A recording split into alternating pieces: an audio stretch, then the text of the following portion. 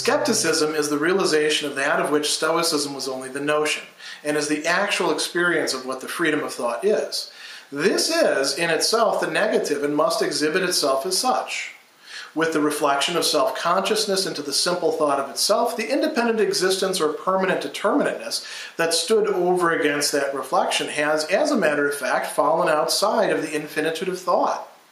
In skepticism, now, the wholly unessential and non-independent character of this other becomes explicit for consciousness. The abstract thought becomes the concrete thinking which annihilates the being of the world in all its manifold determinateness, and the negativity of free self-consciousness comes to know itself in the many and varied forms of life as a real negativity. It is clear that just as Stoicism corresponds to the notion of the independent consciousness which appeared as the lord and bondsman relationship, so skepticism corresponds to its realization as a negative attitude towards otherness, to desire and work. But although desire and work were unable to affect the negation for self-consciousness, this polemical bearing towards the manifold independence of things will, on the other hand, be successful, because it turns against them as a free self-consciousness that is already complete in its own self. More specifically, because it is thinking, or is in its own self infinite. And in this infinitude, the independent things and their differences from one another are for it only vanishing magnitudes. The differences, which in the pure thinking of self-consciousness are only the abstraction of differences, here become the entirety of the differences, and the whole of differentiated being becomes a difference of self-consciousness. In paragraph 202, we're now entering into the study of yet another shape of consciousness, that which Hegel is going to, according to convention, call skepticism. Now, this is a pretty important transition point and a rather dense paragraph, even though it's fairly short. So I want to spend a bit of time on this, a little bit more than I would with other paragraphs, in talking a little bit about history and about some of the other parts of the text that this is connected to. Now, what Hegel is calling skepticism has a world historical existence in the West. There is, in fact, you notice I've got all these things up on the board. There are varieties of skepticism that appear within philosophical perspectives, but also within many other perspectives where the philosophy is rather implicit. And what's going on is a transition in thinking. Like he says here, skepticism is the realization of that of which Stoicism was only the notion. So we have to figure out, well, what does that mean? And how does that take place with these different varieties of skepticism? Hegel himself is also going to distinguish several different types of skepticism earlier on in the work. You remember back to the introduction and paragraph 78, which we'll look at in just a moment, very briefly. Now, why is skepticism so important? Like I put up here on the top of the board, there's a radicalization of these themes of thought and freedom and negation. There is like I just said, a historical significance to this. There is a real life school of philosophy that, for example, academic skepticism that we see asserting itself and taking an important role in the debates between philosophical schools, including attacking the Stoics, also attacking the Epicureans. Notice too that Hegel doesn't talk in this section of the Phenomenology about the Epicureans, who were the third major new school appearing on the scene in the Hellenistic age of philosophy. And you might ask yourself, well, why doesn't he? I'm going to just briefly say he thinks that they're not concerned with this development of thought. They employ thought, but in many respects the Epicureans are not advancing the dialectic. They're just doing something that has to do with prudential management of your desires and your pleasures. In skepticism, we're going to see something much different. Hegel thinks that an important advance is being made here through skeptic philosophy, through the skeptic attitude towards things. And it's not just an abstract philosophical position, it's one that actually reaches out into the world, or reaches out into, as we've called it before, life. But it takes a particular attitude towards it that is transformative of consciousness. It's not going to be a final resting place. Interestingly, for what we have historically, quite a few of these people either saw that skepticism could not be a final resting place and went beyond it, or they took it to be a final resting place and despaired of ever finding some sort of reliable knowledge. We might also add to this other philosophical movements, not only in the West, but also in what we call Eastern philosophy, or non-Western philosophy is probably a better way to talk about it, because whenever we look at any of the major world cultural systems, besides that of Western Europe and the things that are within its orbit, what we find are similar developments of thought. Hegel, by the way, this is a sort of side note, Hegel tended to think that the East, as they called it, was just merely despotic, freedom wasn't really developed, you didn't have any dialectical development to speak of. There are little bits of things here with, say, the Persians, or Islam, but it's really minor scale. And that's in part because Hegel didn't have access to much of the literature that we now possess, and that they were going to possess in just a few generations. Were Hegel able to take that point of view, he would have recognized certain things in Indian philosophy, for example, or in Chinese philosophy, that were doing something quite similar to what is going on here with the transformation of consciousness in skepticism. So, before we actually look at what's going on in the text, I want to talk about some of these things here. He says, okay, this is in the text, that skepticism is the realization of what Stoicism was essentially just starting out, the notion. Remember, notion for Hegel has two sides to it, right? There's notion as the Begriff, that's fully developed, where everything is totally articulated and connected up, and the subject is involved in the act of knowing. It's also active, so that there's some sort of, change going on within the human person, within the relation to the world, within society. And then there's the Begriff, the concept, the notion, as an abstract idea that yet has to be worked out. And Stoicism is essentially over here as something that, did have some dynamism to it, represented in advance in terms of the negative, but didn't go that far. And we saw it founder upon some of its own internal problematics.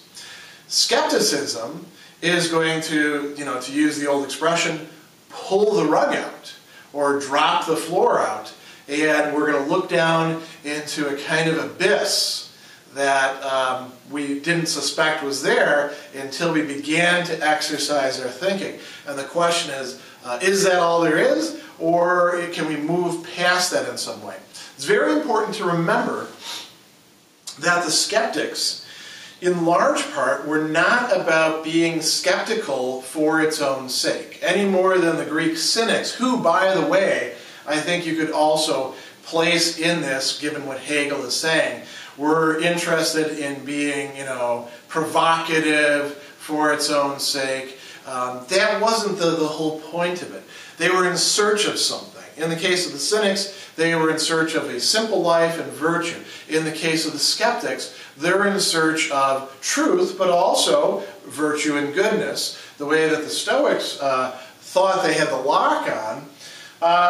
They are seeking. They are the ones in quest. And so if you want to move beyond where you are, you have to be able to sort of defamiliarize or denaturalize the perspective that you're taking so that you realize how arbitrary it is and you can move somewhere else. And that's what the skeptics we're in fact doing. You also have to test everything that is being presented to you, whether it's an argument or a sense perception or an ethical norm or some mythology. You have to put it to the test and see whether it can withstand the scrutiny of thought and its capacity, its corrosive capacity for negation, for determinate negation in this case. Although Hegel is not going to use that term here. But we should think of what the skeptics did as, in many respects, determinate negation.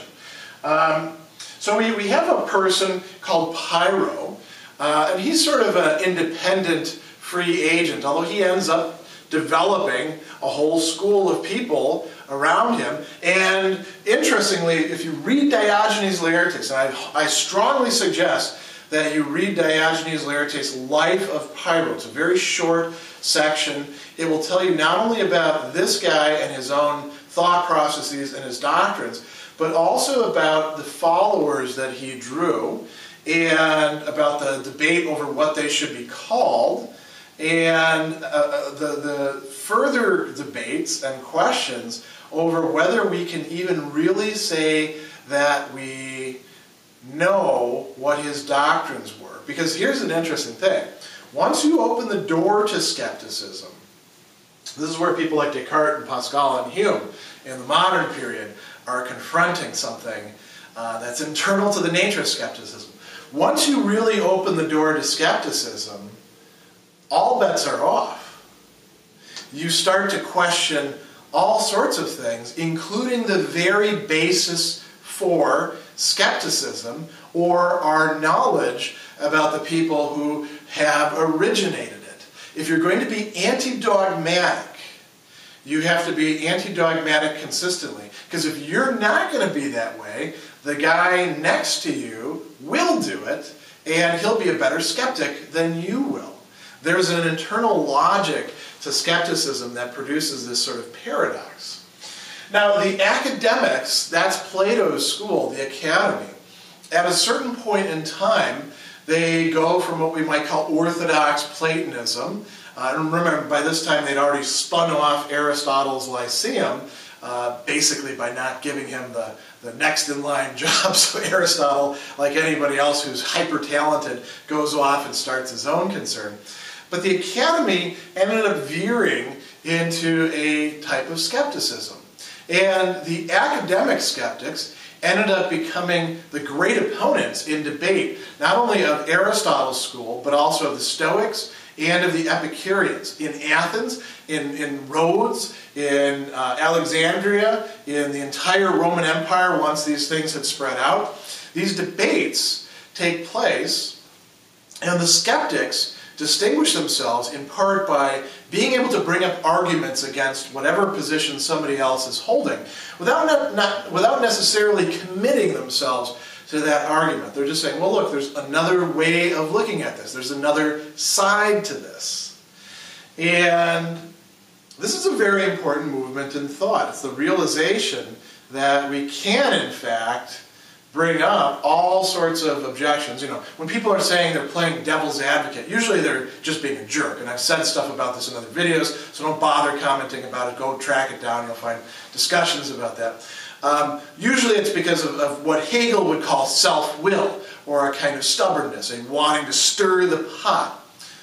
But sometimes this questioning, for the sake of questioning, can be extremely useful in provoking people to think, in shaking them up. That's what the devil's advocate says that he or she is about, but quite often it's not really. That's just sort of the facade of that. In any case, the academics, before there's a sort of veering back in Middle Platonism to, genuine Platonist things, they come up with all these interesting theories about what can be known and what can't be known, and whether all of our understanding of things is really just probable, what our criteria could be for knowledge. They're engaged in some pretty hardcore epistemology in the ancient period.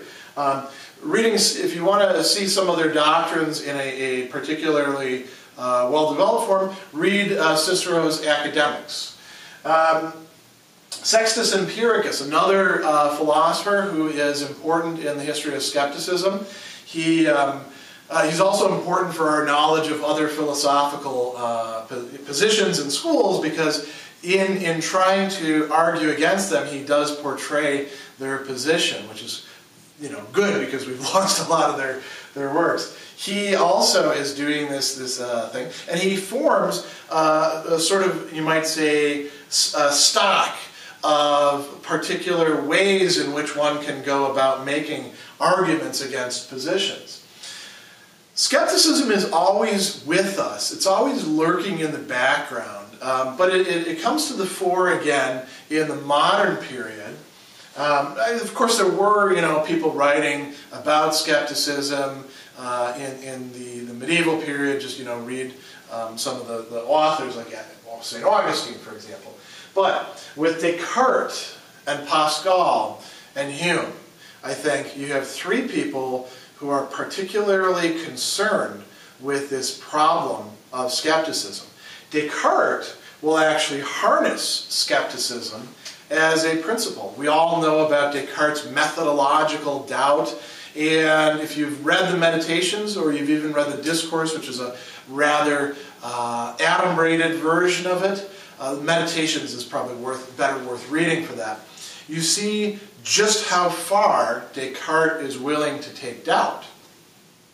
What Hegel has in mind here is there in the ancient skeptics, but it's further radicalized in somebody like Descartes, for whom the entire world of perception and the world of our ideas about, say, laws of nature or the laws governing mathematics might all just be figments within our own mind, or caused by some other source, like an evil genius planting these ideas in our head.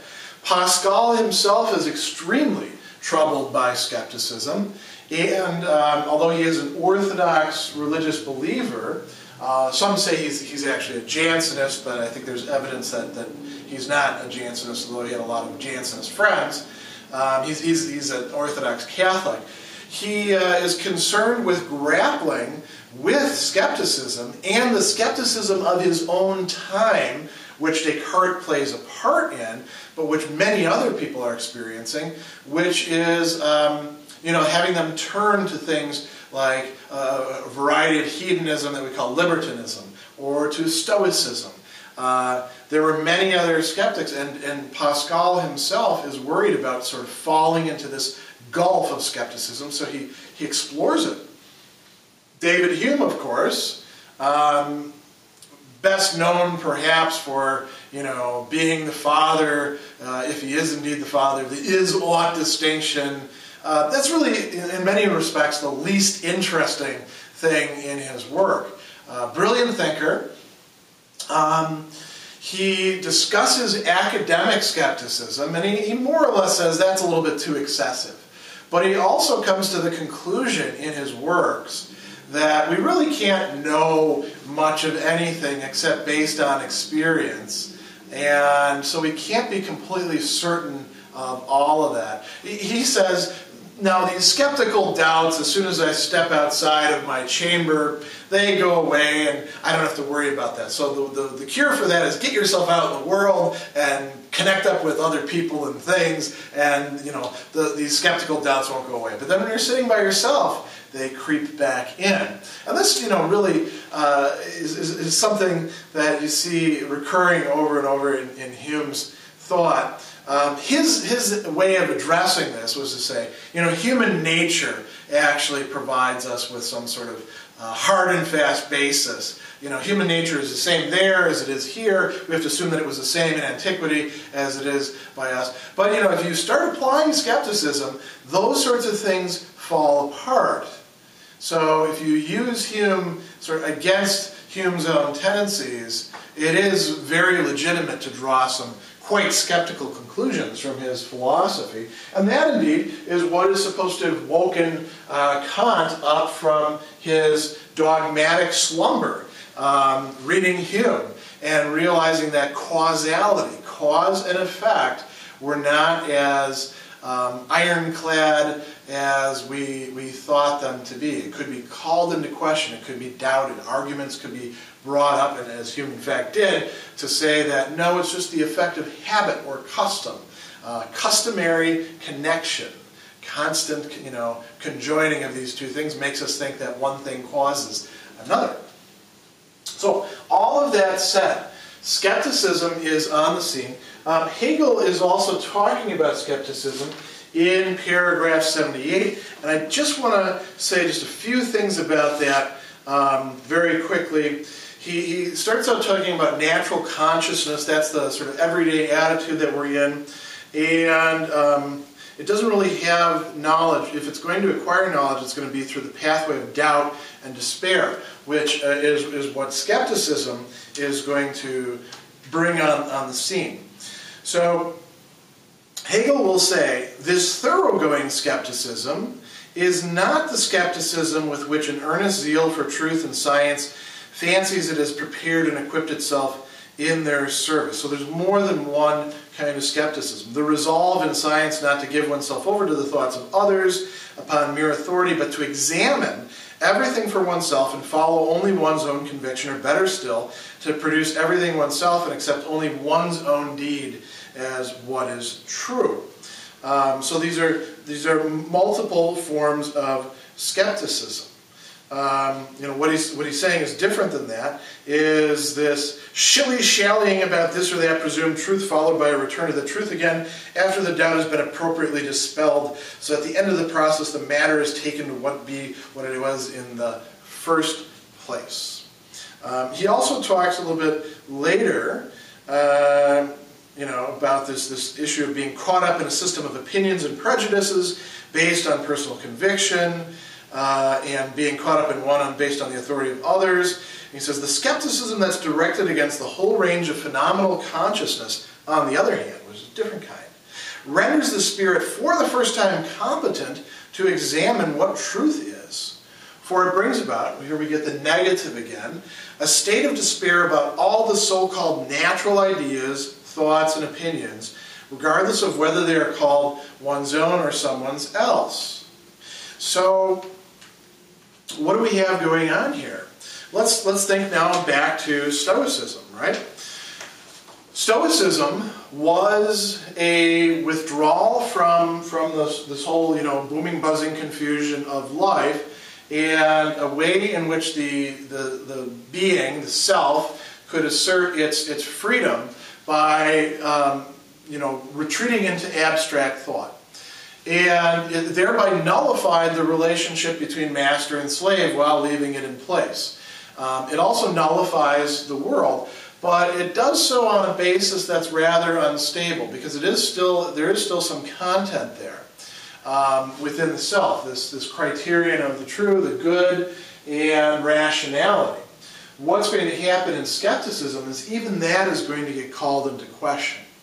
That's part of what he's saying here with skepticism, is the realization of that of which Stoicism was only the notion. And he says further, it's the actual experience of what the freedom of thought is. Why is that the case? Well, when you're able to reflexively realize that you can call into question, you can de-substantify, we might say, if I want to coin a crazy phrase, we can say this is possibly false. Not only what other people are telling us, not only what the world is supplying us in terms of sense perceptions or ideas about the way things work, but even our own ideas.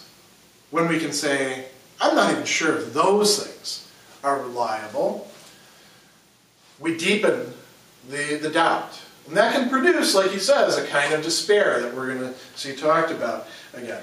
So he goes on, he says, this is in itself the negative and must exhibit itself as such. Stoicism negated but did not exhibit itself as the negative. Skepticism is going to show itself as the negative.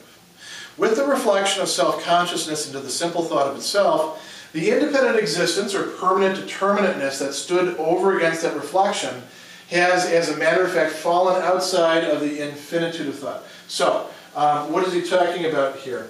The infinitude of thought is over here.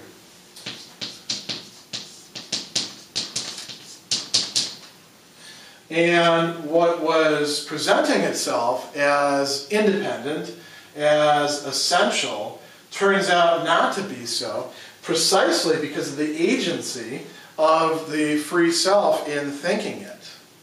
So he says, there's a being pushed outside of the infinitude of thought, and then there's going to be, as we're going to see, a sort of recuperation movement, bringing it back within. He says, in skepticism now, the wholly unessential and non-independent character of this other becomes explicit for consciousness. The conscious free self in thought says to the other, you are not essential. I don't know what you are, but you don't really matter. And you're probably not what you're pretending to be. I don't even know if you are. I'm not even sure that you exist. You're not independent. You're not independent of the stance that I myself have towards you, whether it be in perception and understanding, any sort of mode of that sort. So he says, the abstract thought becomes the concrete thinking which annihilates the being of the world in all of its manifold determinateness. So it's not just the other. It is the whole world of others, alterity, otherness itself that is being pushed over there, and which the person is you know, here's a term that the Stoics actually use that we see Husserl reappropriating. This is called negation for Hegel. The skeptics called this epoche. Sort of a you know, withdrawal from things, a taking the reality back, or suspending is a better way of doing it. In any case, this is an active stance that the skeptic is taking. He says, abstract thought becomes the concrete thinking which annihilates the being of the world in all of its manifold determinateness, and the negativity of free self-consciousness comes to know itself in the many and varied forms of life as a real negativity. So it's by negating all this other stuff that I get to know who and what I am. Concretely, this takes place by my abstracting myself from the determinate matrix of relations in which I have been placed. So if I am an ancient Corinthian, I can tell myself, I am not just a Corinthian. I happen to have been born here, but that doesn't really matter.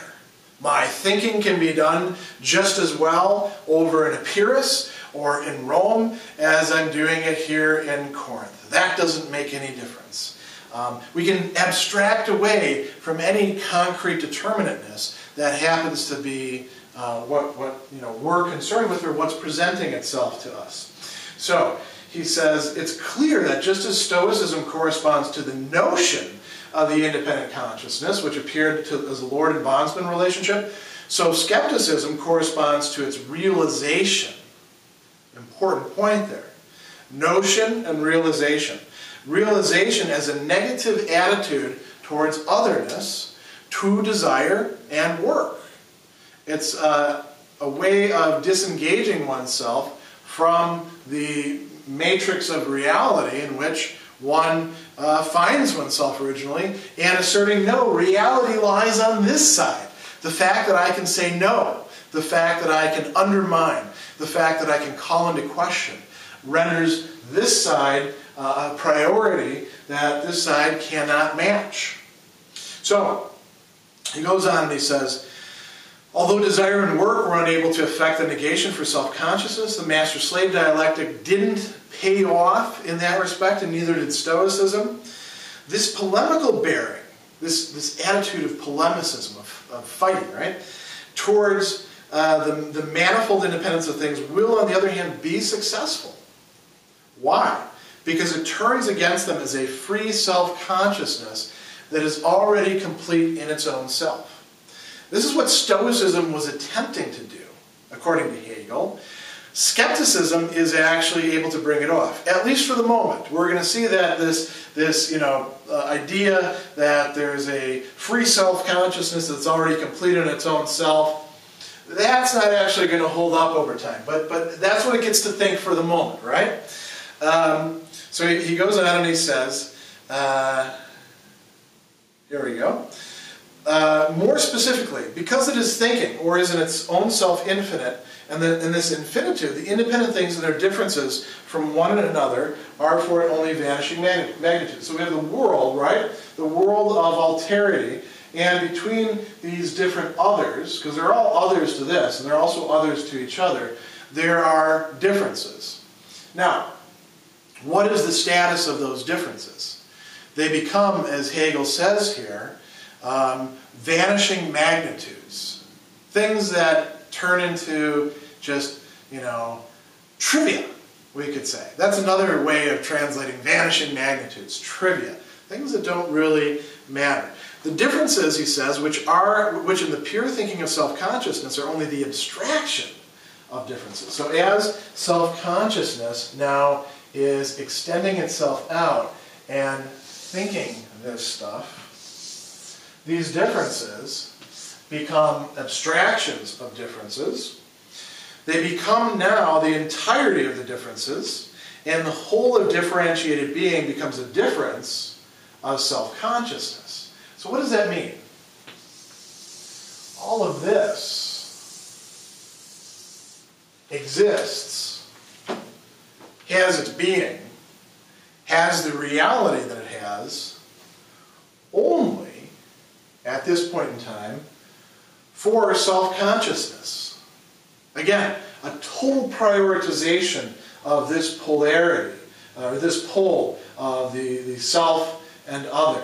The other is, and the other is what it is in its differences with other others, only as it is for the free self, for the thinking self, for the skeptic.